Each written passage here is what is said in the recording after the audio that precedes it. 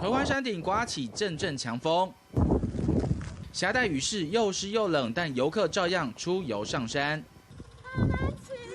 为什么？风很大。风好大，就是刚好请好假就要上山了啊。还是要上山哦。对啊。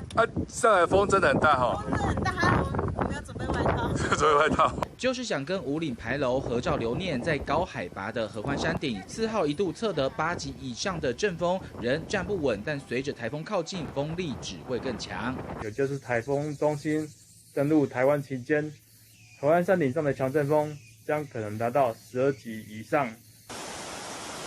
接着镜头转到庐山地区，温泉区空空荡荡，几乎没有人烟。庐山吊桥也贴上公告，非必要请勿通行。台风来势汹汹，马赫坡地区已经撤离了25户，29人。那我想，我们庐山温泉的居民经过我们这次几次的风灾他们也都有一个基本的 SOP 只要台风要来之前他们就会积极的来。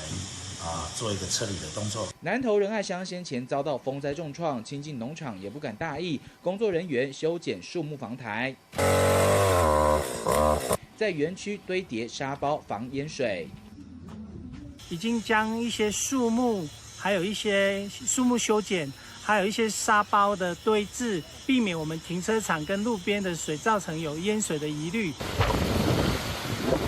再往北走，苗栗鲤鱼潭水库因为园区种植大量的树木，担心强风吹袭出现树倒意外，水库管理中心决定从4号到6号预警性休园，待台风离开再开放游客入园。民视新闻中部综合报道。